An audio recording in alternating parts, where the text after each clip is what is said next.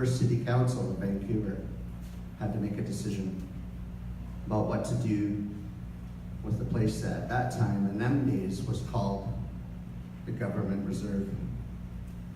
And it was a parcel of land in the Coal Harbour Peninsula. Today we know it as Stanley Park. And the decisions and conversations at that time were very hard as well. So there were some things that occurred at that time. And 1866, the resolution was created by that council to acquire that piece of land and to do with and work with the people at that time when the logging occurred and the residents that lived in that area. And that's the people that I come from, known as the Squamish people today. In those days was much different. There were schools around here. There was 3 schools that I understand of, the Oppenheimer, and there was one on Burrard Street and another one called City Center School. And all the kids, it was a big thing for them to come down and see the brass, hey? Hear the music, witness the occurrence of all of the adults coming together. Of course, in them days, you know, I've learned that when things like that happen, everybody in all of the town would show up and be a part of and take part of. Well, my friends, I'm saying this to you all because, again, in them days, the conversations were hard as well. Things that occurred, the outcomes, didn't prove to be the best for everybody. However, it was the best for the community at large. So with that, I encourage each and every one of you to continue the open dialogue, engage meaningfully with each other, reach out and extract as much information you can externally in order to make a very common decision that's best for your community here today. Thank you all for being here today, and I'm going to sing a song that's known to come from a woman named Sequalia, and she actually lived in that place called Lumberman's Arch today in Stanley Park. She was known as Aunt Sally. She had a wonderful farm down there, lots of berries, pear trees. She had cows and chickens in that area. So the song known today, commonly it's called The Greeting of the Day. And it was said by the family that the song was to be used to clear the day and clear the path for yourself to engage in the day, live in your life in this day. More commonly known as to clear the atmosphere and to make things as peaceful as possible to live your life. So Tima Kwetsi, Tima Tai, Queen Statrum. That's it, and that's the way it is for my words.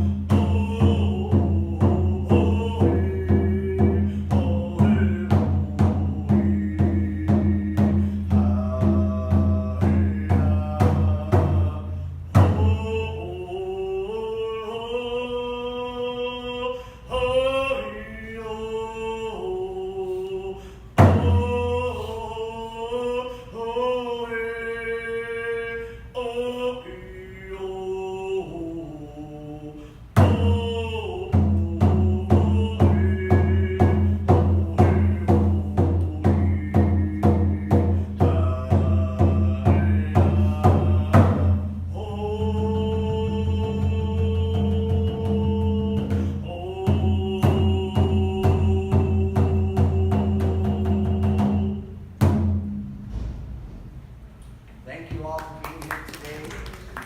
Mark Patsy, Hart Places Minwao, Places Short to us following you. May a step shyer, Queen not to us following you. Asking you all to please continue being as you are and become correct in your own thoughts and in your heart with what you're talking of today. To Mark Patsy, it's the way it is. Thank you.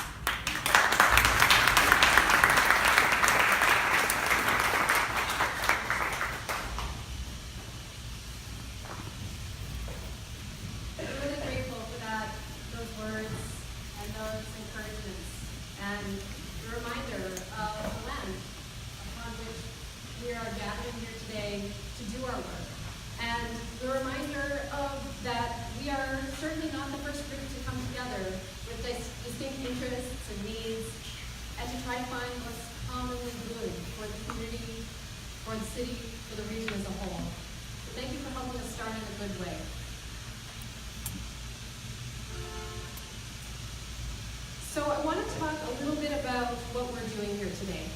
And I might start with what is our purpose. And the purpose of this panel is you, 42 people selected from a group of almost 200 applicants to get a diverse set of views and experiences into the room to help figure out what is the right way forward. Our purpose here is to ultimately recommend where should the road go. As you may be aware, if you've ever driven through the neighborhood, sometimes you get stuck by a train. Has anybody ever gotten stuck by a train trying to drive through the neighborhood? And that is inconvenient. It also has its concerns around safety. I have seen photos, and you may see them today, of people in bicycles picking up their bikes and moving through a train that's stopped on the track for 5 minutes. But, you know, I can get the sort of the frustration of having to wait and the possibility of squeezing through, but of course it's a safety issue. And there's other aspects of safety. That was just one piece to bring up. As well, we are anticipating higher numbers of, higher amounts of train traffic through this area. For those two reasons, it is really important to separate the train traffic from the people and vehicle traffic of this neighborhood. And if we're going to be investing in developing a new infrastructure, like an overpass or an underpass, that's what grade separated means, is separate the levels upon which traffic and the train will move, then we may as well invest in a new road, or may as well invest in the road where we want it to be for a long time, rather than kind of figuring just, and so this idea of, if we're going to do an overpass or underpass, let's make sure the road is in the place that it's best suited to be. But, as you may be aware, it is quite unclear what that best place is. Each one of the options on the table has its benefits for some people and has its negative consequences or drawbacks for others. That's why we have you in the room here today, to help us weigh those costs and benefits, weigh those costs, the drawbacks and benefits, and figure out the way forward. So that's our purpose, is to recommend to the City of Vancouver and the Parks Board, where should the Arterial Road go? And in order to do that, first of all, we have to explore our shared and contrasting values. What is important to all of us, knowing that we hopefully can represent, through our diversity, the community and the city, and the region even. We're going to look at technical information, and you'll be hearing quite a bit of information over the next 4 days, so that you have the information you need to do your work. We're going to be exploring the opportunities and challenges, because certainly there are opportunities in creating a new road, in creating a road as a place, and creating more safety and more accessibility in terms of active transportation, all these pieces. And there are drawbacks, there are impacts on all of us and all the folks that are around this conversation. And that's where it gets us to our last purpose, is to really explore the concerns, the goals, the needs of all those who are affected by the route alignments. So this is what we're doing here today and over the next 7 future meetings. And I want you to know about community panels, that this is a process that's been used in situations just like this, where there is complexity 3-hour workshop where you can pop in and kind of give your opinion, and then hopefully we'll be able to put it all together and figure out what's forward. We actually need to really dig deep with a consistent group that represents the diversity of the community. So you have a lot of precedent ahead of you. Your recommendation will be submitted to Vancouver City Council and Vancouver Park Board for review, and then they will most likely pass that on to City and Park Board staff in order to continue to do the work and explore your recommendation. I say most likely because it doesn't say in the terms of reference, they absolutely will. Depends on what you come up with. Hopefully you will provide a recommendation, and that recommendation will definitely be received by them. It is my experience that these types of processes do get passed on to city staff for further work and adding on to it. And you'll get a chance to hear in a moment from the city deputy manager, from some of the managers in engineering, and you can ask more questions about this process as you need to. So what are we going to do? Hi, I'm Leslie Adams. I work with UDOC. Some of you have mentioned the noise. We've checked it. There is a chance, I hate to tell you, that it's a gas leak. So it's like anything